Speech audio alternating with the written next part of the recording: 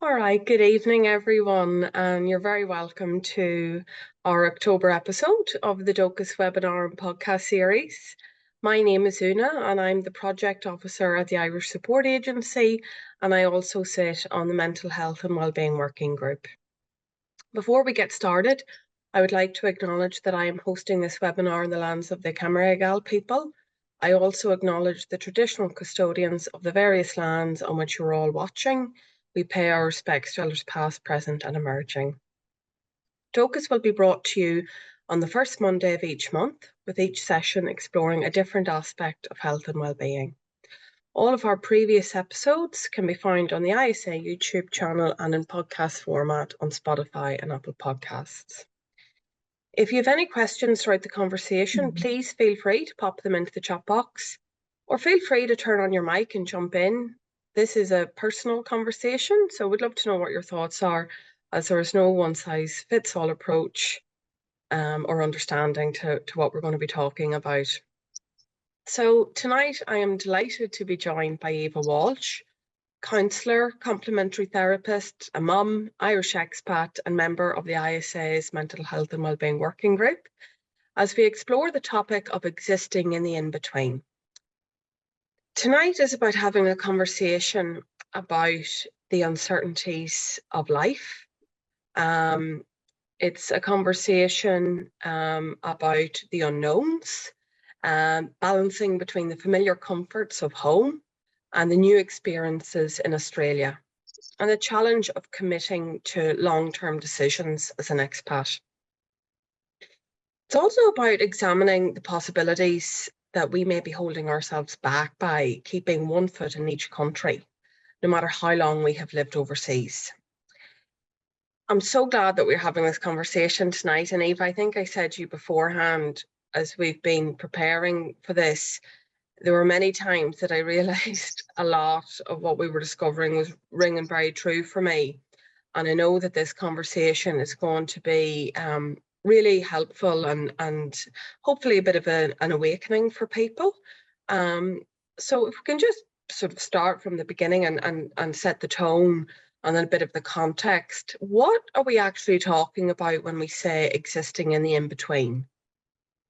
Yeah, thanks, Una, and thanks for having me on the Dóchas as well. I agree with you. This has been a really interesting topic to have a look at, and like that, what you were saying there, when you start to really look in a little bit more detail about, what do we mean about the in-between? It's amazing how much of it you can apply to your own life. Well, certainly for me anyway, and I know you're the same. So I would say to sort of nut out what the in-between is, I think it's a phenomenon really where when we move overseas as migrants, it's when we end up, like you said, stuck between the old life that we had and the new life that we're creating.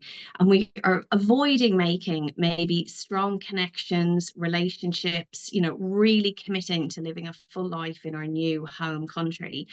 Because whether it's a conscious or unconscious state, we kind of believe that this isn't going to be forever, that at some point we might leave, we might head back home, or we're not really sure what's going to happen, but we're not really fully landed that this is, where we're committing all of our time and, where our future is. And that can leave us a little bit in the middle, half in, half out, and then maybe making decisions that have long-term consequences, or that can bring in a bit of tension or make us feel a bit uncomfortable, and we might not be entirely sure what that's about or why it's happening. Yeah. So that's, I would say, kind of in a bit of a nutshell. So yeah, it can lead you to be in a sort of a perpetual state of being stuck in the middle rather than truly belonging. And I would say that it is an inner experience as well as an outer one, so it's not just that we're maybe focusing on visas or, big external decisions. I think it is an emotional response or attention that we can carry around with us day to day, maybe not quite aware about why that discomfort's there. Yeah, absolutely. So what are some of the experiences that can lead to this sense of having one foot in two places, or sort of the limbo state almost?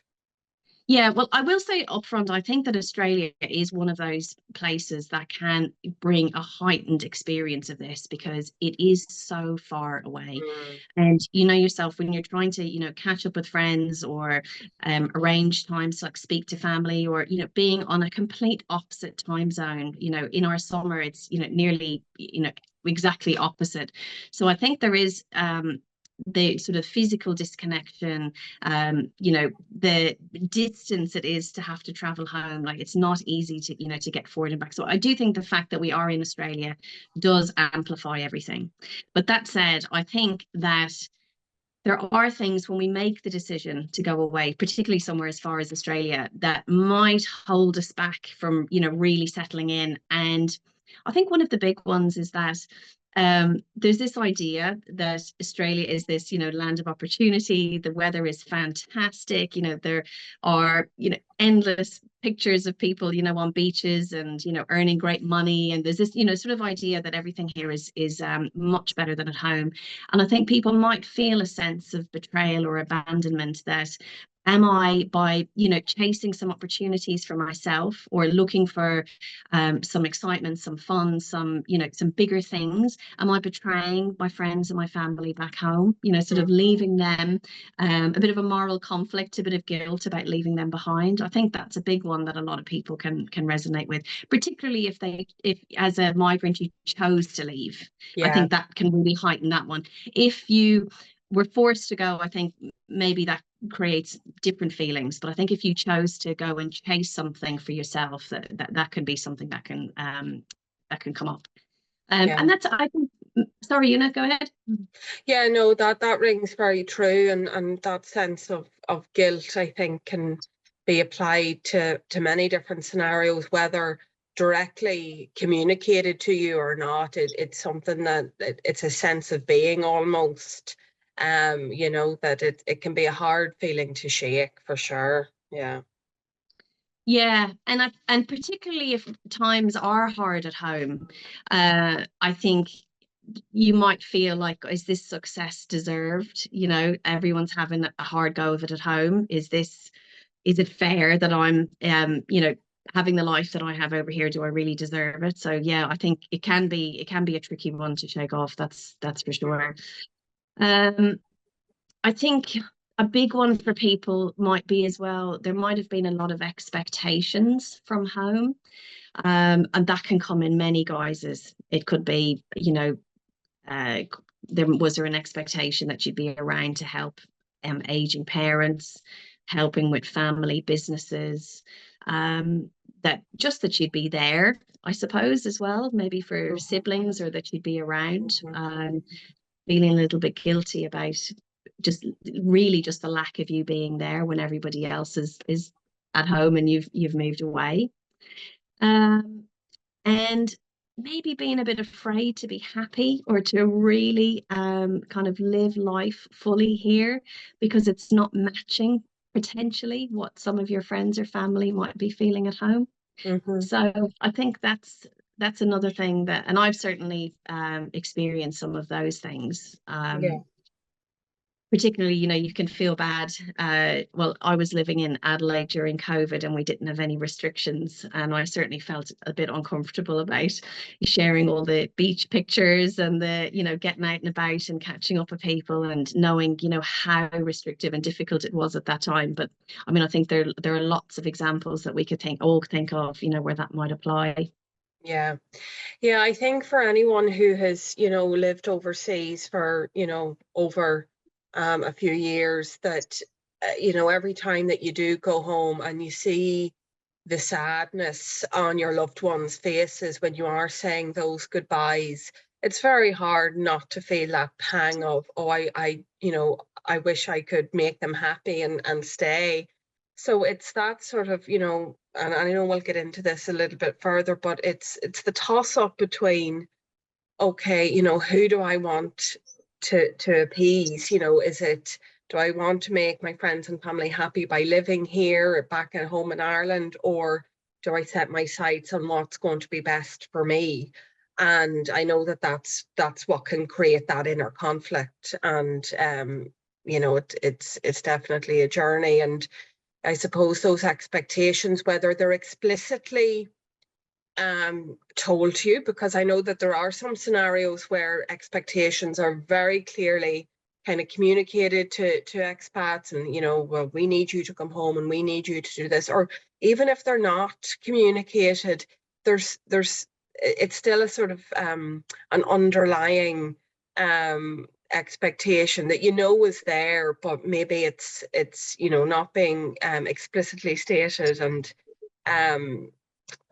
that sort of, it's very hard to shake, and I know this is all about the journey, and hopefully we can look at some ways that we can make peace with that. And I know, yeah, with the aging parents, no matter how many times your family tells you that they're happy for you and they want you to have a great life overseas, if that's what you choose, no matter how many times someone says that to you, it can be quite hard to believe as well at times. So yeah, that all I think that all rings true for a lot of Even people. with, yeah, even with the most supportive parents, and I have really supportive family that are very happy, like you say, for me to be here, but that they miss you, Yeah, that you just know that that's true. And I'm an only child, and I have a son now as well, so I know that my family are, as well as me missing out on them, they're missing out on just the experience of being around us. And it is, and you can, and this is what this chat is about, is you can't take that away. There's no tidy bow that this problem can be, tied up with. It is just a series of sort of, complicated decisions and ways that we do have to work out, like what is the best thing, yeah, for everybody, including ourselves. yeah, And I think that is an interesting point, because the migrants' journey, particularly for Irish people, it's nearly like a rite of passage. yeah, So many people, even if you return, going away for a period of time, wherever that may be, like the yeah, UK, the US, Australia, and everywhere in between. Um, it is a journey that we know so well, yeah, and it is an experience. No matter how difficult you find it, and even if you don't enjoy it, it still has a way. It can't not change you.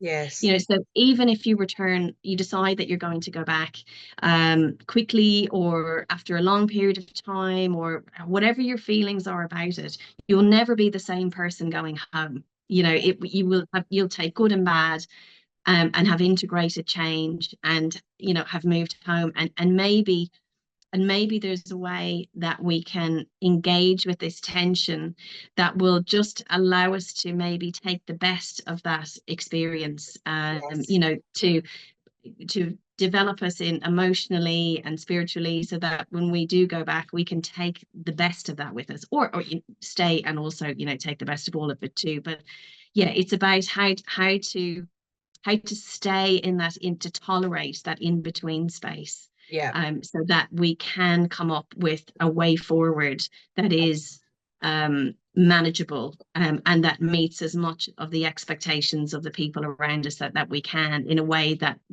we get to still have some enjoyment from life, and achieve things and move forward as well. yeah, yeah. So if we look at the this sort of in between state, what's going on for people when they find themselves in this kind of scenario or state of being? What are some of the things that might rear their head? Yeah, so just touching back to the beginning, that what I was saying about it being very much an inner experience, this in between state. And I think we bring everything with us when we arrive, including ourselves. So we can often kind of face a bit of an identity conflict.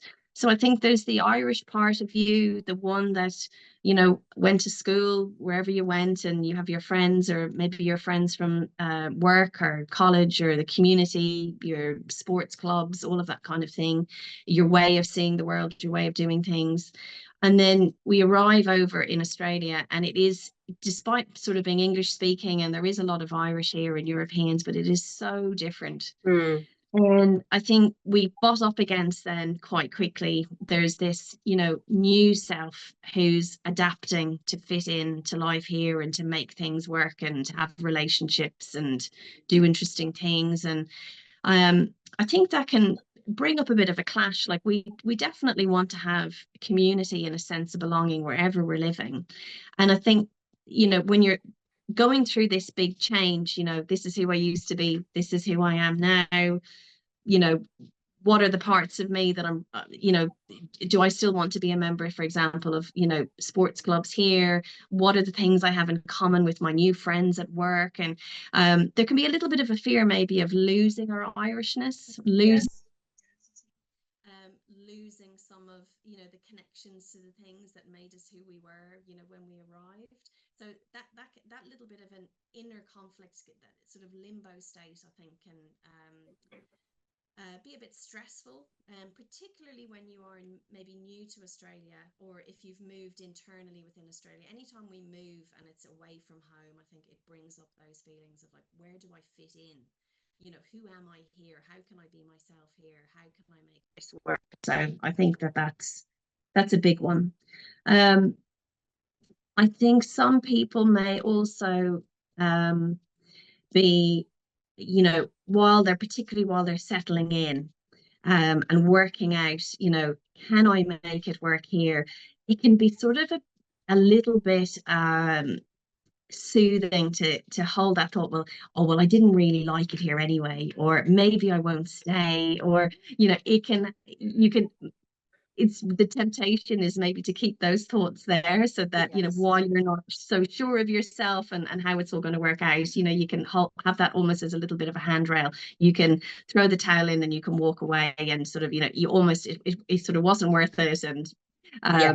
you can walk away without any major loss. I think that, but that does of course hold you back from really committing to settling here, if that's the mindset that you're holding. Mm-hmm. Mm-hmm. um, and I think then if leaving was really difficult for you, and leaving is always hard, but I think for people who leave, say if they didn't want to go, if there was economic reasons that they were leaving, or they, were looking for work, but if they could have had a job at home and stayed at home, then that's a little bit more challenging. There can be a little bit of grief around that. Or for people who are leaving circumstances that maybe weren't the most fantastic in Ireland, and Australia is maybe an opportunity for um, a new beginning or a new start. That can also bring its challenges, where there might be a lot of sadness about the way that you left, or you're maybe a bit of disconnection from home. And I think there could be scenarios where we just hold on to a little bit of that grief and that longing for, or those kind of thoughts about home, which can hold us back here. If you're mentally in two places, so you're thinking back to everyone at home while also trying to settle in here. Mm-hmm. And then I think if you're idolizing, and it's a funny word to use, but I think we can all slip into that sometimes. Like, oh, it was so much easier to get the banking done at home, or it was so much easier at my gym at home, or, Friday nights were just so much more easygoing to just meet up with people down the pub, and there wasn't all this organizing and trains and trying to get across Sydney or wherever you are.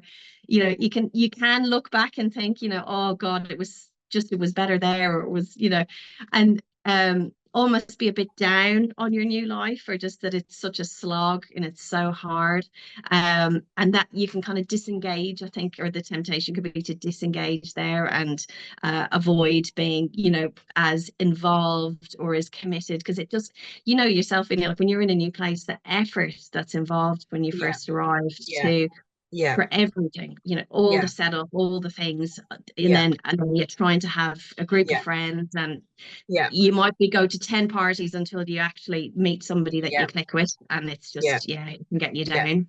Yeah. Yeah. I know that sort of idealizing Ireland is something that um we can all be guilty of, and especially, when times are tough and we're going through something quite challenging. And I suppose, speaking from my own personal experience of someone who has moved home, it was like emigrating all over again, and that sort of holiday period, or that honeymoon phase, only lasts so long. And Ireland has so many great things about it. And, Irish people are very proud of, many things that are great about Ireland. But you kind of have to take off the rose tinted glasses sometimes as well, and remember, well, I left for a reason, and remember the reasons maybe that you left in the first place. And maybe the reasons were, oh, well, look, I just wanted to, I just wanted to go overseas. I wanted to have a bit of adventure. And, maybe there was nothing wrong with your life in Ireland. But, I suppose if you're, listening to something like this, then you're obviously starting to have thoughts about, where you want to be. And yeah, and that sense of identity conflict as well, not wanting to be too Australian either, because you'd be letting down where you come from. And we were born in Ireland, and we had, for the most part, we have great memories of our childhood. And you almost don't want to it would be like, you'd feel guilty for fully embracing Australian life, because Ireland did provide such, a wonderful place for us to grow up. So yeah, that all sounds yeah, really ringing true, Eva. So yeah, thanks for that. Yeah, and it is, all those things are true, I think, whether we focused a little bit there on maybe when you first arrive. But I've been here a good few years now. I've just gone through the citizenship approval process. And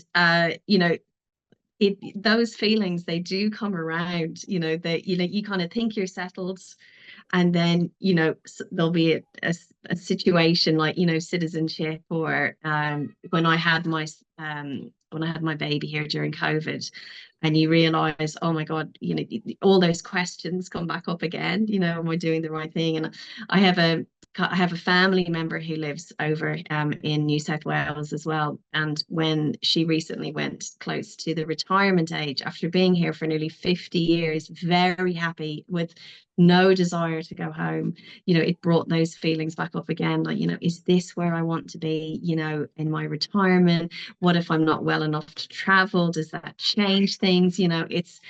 This scenario, I think, as a Irish person in Australia, there's no, you'll never really, I don't think, get through life without it bumping up against you at some point, whatever that circumstance is, whether it's coming from our side over here, or it's coming from some sort of a pull factor from home. But yeah, it does pop up kind of here and there.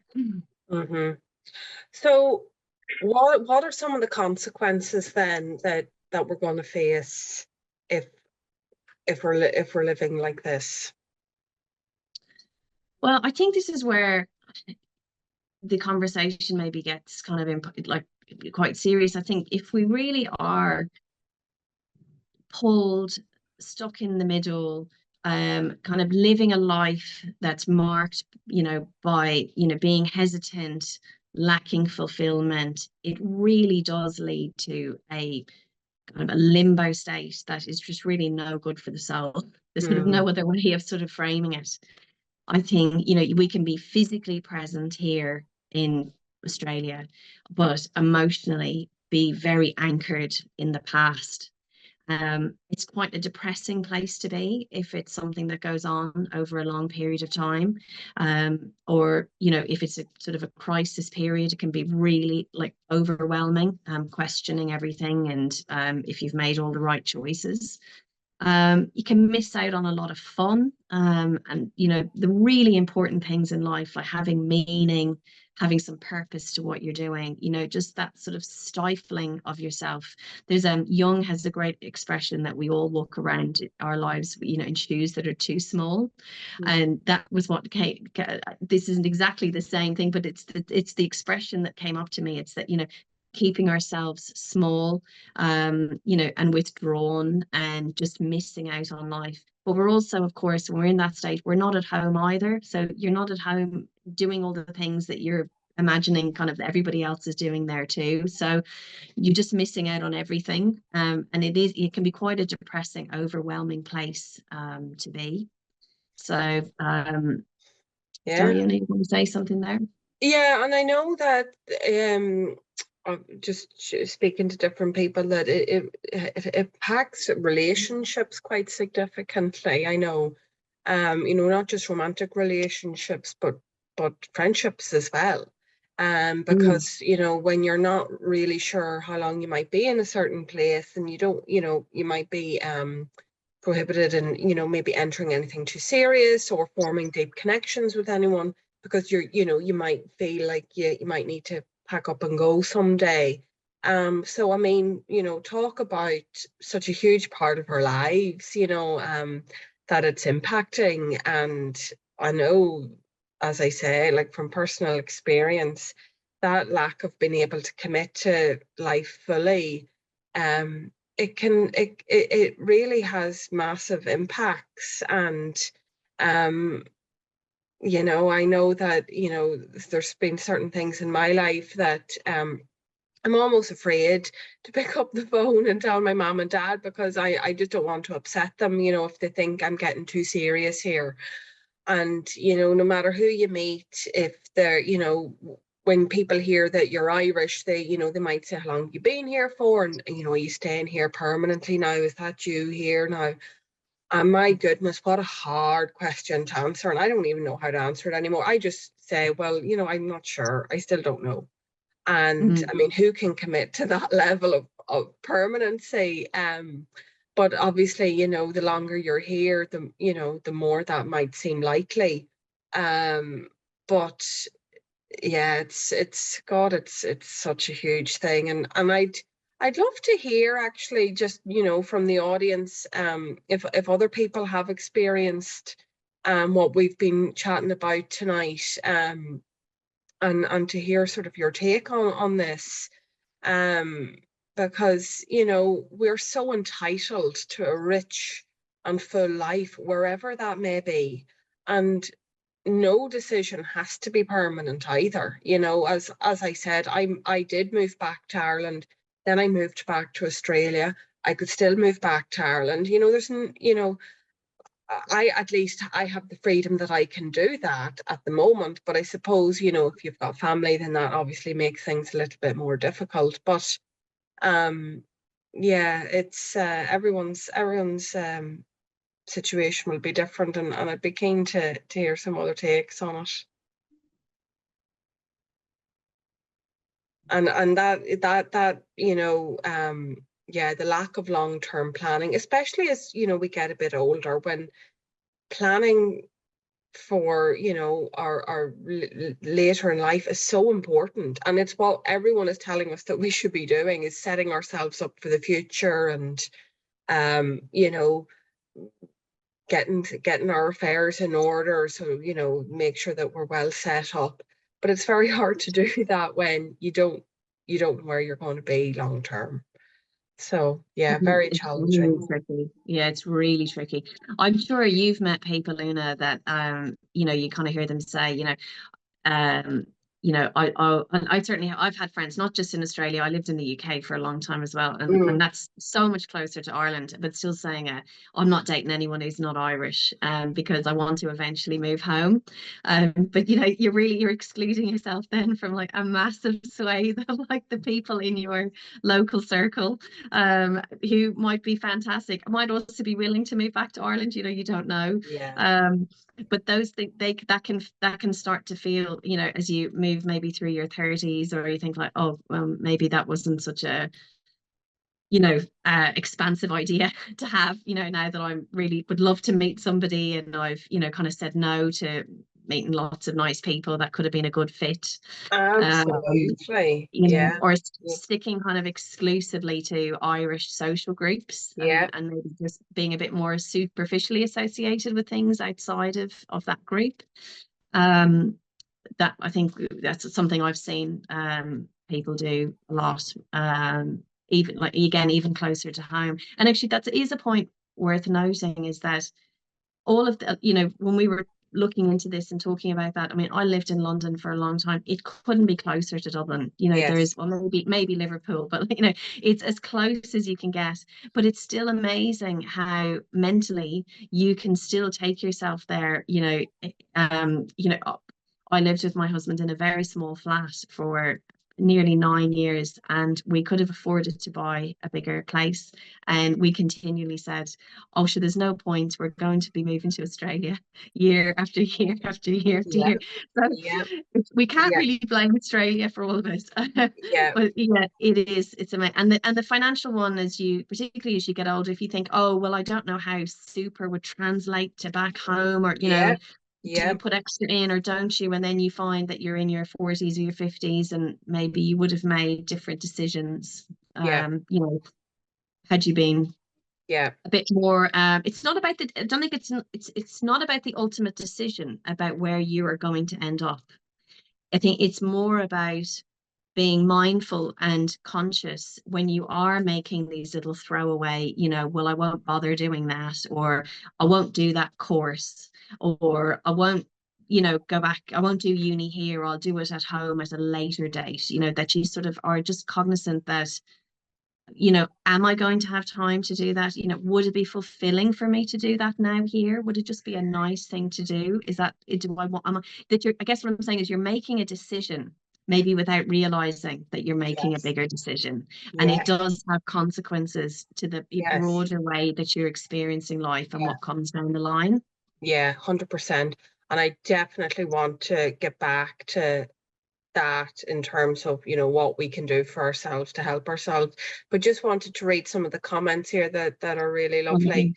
Um, so lots of the conversation so far resonate, aging parents especially. And yeah, I think that's one. And maybe, I don't know, maybe this is a bit generalistic, but I suppose for women, like it can be quite hard, being sort of caregivers to parents. Definitely been here over 18 years with 5 years stint in another country, but with kids now, feel the pull more than I ever did. Hubby is Australian, so we'll be staying here. And that's another component, when you moving may not even be a viable option, and it mightn't be on the cards. And, making more peace with that when you can't do something, as opposed to, you know, having to make a choice. If you actually can't do it, then that adds another dimension into it. But still can't help thinking about home, and more so the support for us there rather than no immediate family around here. And absolutely, that's what we hear a lot from families, is that lack of immediate support.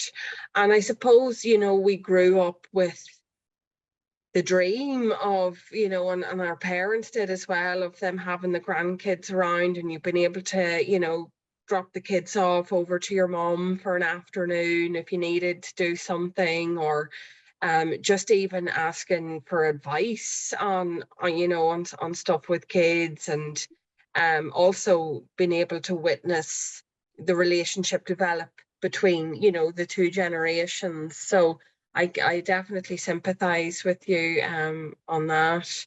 Um, 20 years here with two teenage children.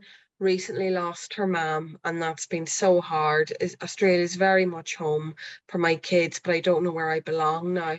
Oh, that's wow. I don't feel here is Mm. home, but when I go home, not sure I feel but I belong there. It's a battle of heart and head sometimes.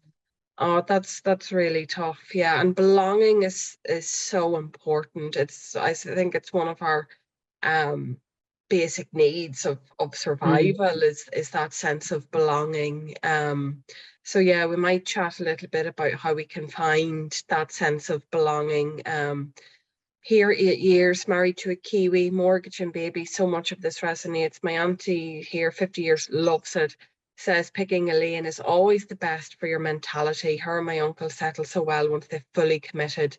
So we're trying to do that, but it's still hard some days. Absolutely. Yeah, Mm. and as you say, even when you make the decision, it doesn't doesn't automatically just go away.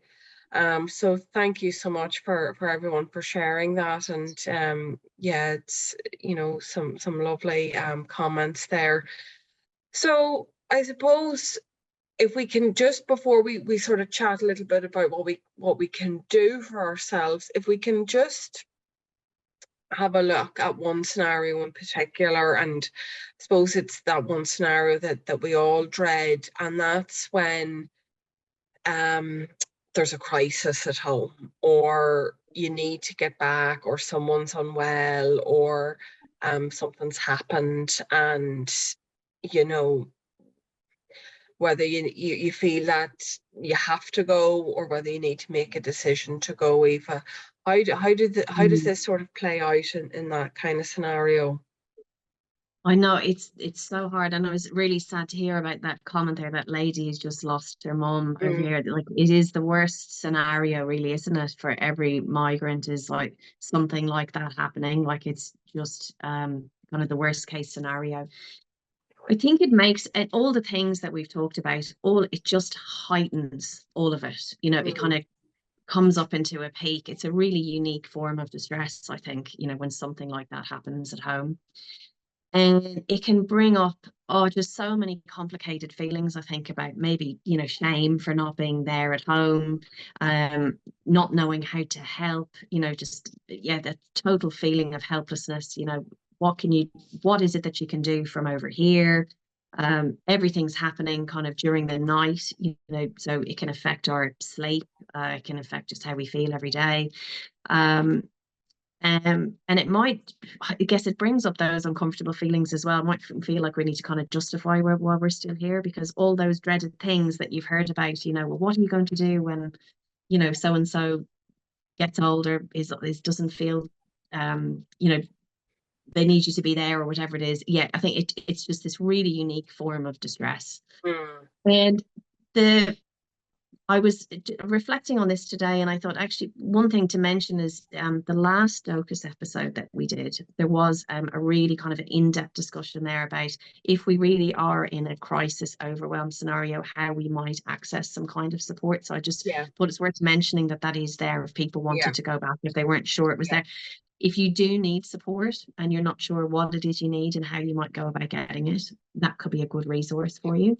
yeah, But I think there are maybe some really practical things, which can be hard I think, to grasp, when we're in that scenario, but really basic things like making sure that you're eating well, um, making sure that you are going to bed on time, so that you are getting enough sleep. I think particularly with the time difference, maybe being able to talk to your family, or whoever's updating you, or how you're communicating, you could maybe agree a time, like first thing in the morning, before work, 7 o'clock, we'll have a chat, and we'll, otherwise, I know I've certainly found myself, and you're picking up the phone every time you wake up, 1 in the morning to 3:30, has there been a text? Has something yes, happened? yeah, Do I need to get up and, ring somebody, or get someone round, and that really can tip you into, a place of like not being able to cope, yeah, if you're, yeah, yeah, the sleep, the food, everything goes out the yeah, window. So I think there's some really practical things, but I think it is worth acknowledging the fact that we are so far away. People are going to have visa restrictions. They're going to have, financial restrictions. Um, Maybe a difficulty getting. You can't go back to Ireland for, 2 nights from Australia. You've got to go home for a longer period of time. Um, it might restrict what it is that you are actually able to do. So, maybe thinking about, how can I be an advocate, or how can I be a help from over here in the short term, till you see maybe how things kind of settle down, and is it the right thing for you to go home, like, tonight or tomorrow, or would it be better to go home in a couple of weeks, or in a month, or a couple of months, or whatever might be, the best fit. But there, I think there is no really escaping. This is the worst case scenario. I think for a migrant, it is getting support, getting somebody to talk to, and some help, practical help, to be able to kind of manage through that crisis period Yeah. and see what you can do about getting home. Yeah. And I know as a working group, we have had the discussion that we might actually do a separate episode on that kind of guilt and grief. And I know from working at the ISA, what we have found has been really helpful for other people is actually when they get together with other people who've had a similar experience to them. Because when you feel like you've got a shared experience, there's just something about being with people that really understand what you're going through. So we'll definitely keep people posted on that. So I suppose once now that we have that kind of sense of awareness of what might be going on for us, maybe we might be in the early stages of it, or maybe we might have worked our way through it a little bit. But what are some of the things that we can, I suppose, be aware of in more depth, or integrate maybe, or change our perspective on some of these things? Mm. I mean, hopefully this conversation has highlighted to people how this is a universal experience. So I think the first thing is for people to take heart that they're not on their own in this. And, maybe this might be a prompt for people to talk to some of their friends as well, and have that sort of ongoing discussion about how other people feel, and a chance to maybe share how they feel about it. Because that, just to your earlier point there, that being able to chat and to have people with similar experiences is a load lifted. So that's Mm, definitely one thing. I think another important thing is say that there's no need to act on any of this urgently. If you are experiencing any of the things we talked about, um, you don't have to decide tomorrow, okay, I'm going, I need to do X, or I need to do Y, or I need to resolve this or solve it, or it's not that kind of a problem. I think it's something that yes. we have to carry, and just sort of with as much compassion as we can, just take your time, just reflecting across why you might, what feelings you're having about all of this in between, and not comparing yourself to other people or what other people have decided, because the reasons why people migrate, return, stay abroad, whatever we do, are really layered and individual and quite complex, and oftentimes we don't even know why we're doing why we're doing what we're doing. I've had insights, I mean, I've left Ireland 20 years, and it's even now, that this long later, I've kind of realized, oh, maybe it wasn't just an adventure. Yeah, maybe there were Yes.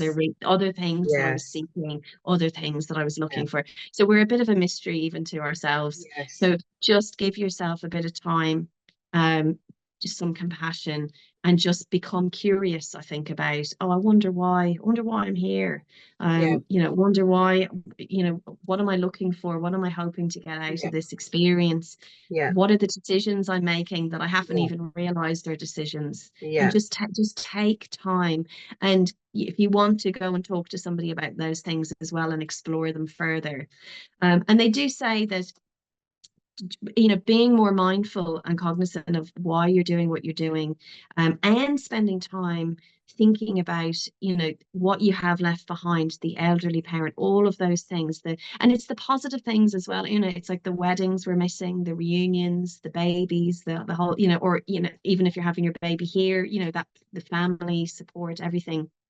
The more time that we actually acknowledge and look at those things, the easier it is to cope with situations as they come up, if we've spent a bit of time with them in advance. That's just Yeah. the way we Yeah, I work. think that's such a good point, that sometimes you really do need to examine the hard stuff to move through it. And I know certainly that has been my experience, that I've spent a few years working through it, and I wouldn't say I'm out the other side of it now, but I definitely feel more at peace, with making decisions that are going to be right for me.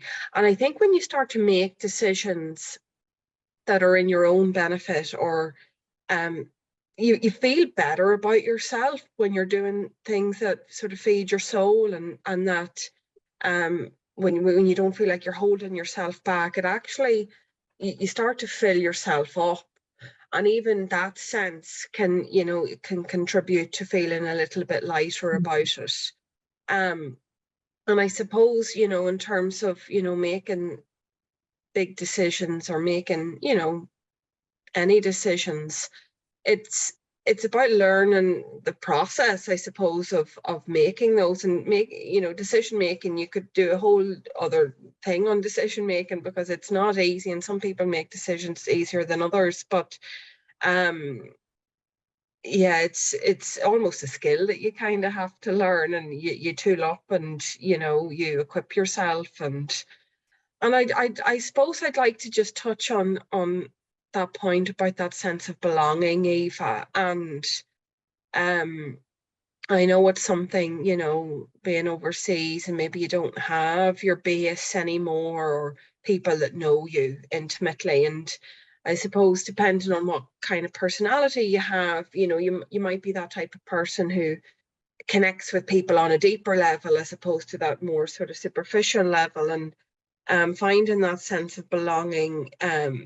it's really about finding people who get you, and want to work with you, and want to understand you, and want to know what's going on with you. And I think, even just having this conversation tonight, as you said, like, obviously there's a shared connection here, Mm. because we've all come to this place looking for information and looking for answers. So you might find belonging even in a group of people who feel like they don't belong, if you know what I'm saying. You can find belonging in places that maybe you didn't think that you would. And I think that's really lovely. um so yeah, it's so so what we're saying is, Eva, there's no magic fix. It's a process, and it may never leave us, but we might, and we would hope that it'll become easier to bear. And another point that you said that I thought was very good is, just because you have the feeling or have the emotion doesn't mean you have to do anything about it. We can have feelings and not need to action them. And I think that's so important, because I think sometimes we've been told, oh, if you've got a feeling, or if you sense something in your gut, you have to do something about it, or, action is important, or you have to make a change. But not necessarily. Sometimes a feeling is could just be sending you a message that you're missing something, along that same line in your life. Or it could be telling you, it could be reminding you of maybe how lucky you are to have, those that sense of feeling homesickness. Because, and I know that that's something that's really helped me, is that sense of gratitude for having homesickness, because it means I have beautiful memories to feel sad about missing out on. So Mm. yeah, it's yeah, there's, that sense of just letting that feeling sort of embed itself in within you, but maybe not having to do anything. Yeah, the I really like that. And maybe an even another way of reframing it, Mm, because sometimes it can feel a little bit like nobody likes to feel disconnected, mm, lonely, lost. I mean, they're not comfortable feelings. And I completely understand the drive to say, I need to change this like quick. Yeah, mm. I need this to go away. But even reframing that sort of doing nothing into maybe um, you are doing something, I think, when you're holding the feeling, Yeah. so you're leaning into your curiosity. That is Mm, actually doing something really, really hard that yes. lots of people try to avoid doing, Yes. for good Yes. reason. We all do it. But maybe take heart that you are doing something, by just being curious, Yeah. and you don't know what will bubble up. And I've done so much moving not just countries, but even states in the 5 years I've been here, and houses, units, everything. And I've just come to realize that until I feel at home in myself, there is always going to be a little bit of, that itch to sort of, to explore, to maybe kind of, reach outside of myself to look for something that will, make me feel at home, that is going to ultimately only ever come from inside. Yeah. So I guess I say that to say, maybe exploring that idea of home. What does home mean to you? How do you want to feel in your body when you're at home? So everything from your your physical surroundings, your friendships, your belongings, your groups, your the things that make you come alive, your passions, your creativity, they're all the things that ultimately will make you feel like you belong in a place, and you belong, in your own body as well. So and that takes time. And one of the great things about being a migrant is that this migrant's experience can offer us, if we are, open to the full experience of it, it can bring us that learning and understanding and growth and resilience and transformation that we might not have had we stayed, living at home, or, had taken a different path. So this is the path we've chosen. So this is the route that we can experience it through if we choose to. So I think that's also a really exciting thought, to think that just by doing what you're already doing, you know, the opportunity is presenting itself for you to kind of like individuate, you become more of yourself, to learn Yes. more about yourself and to Yes. see where that takes you. So Absolutely. it's an amazing thing. Anyone who has moved abroad, it's an amazing thing. It's an amazing opportunity that you've given yourself.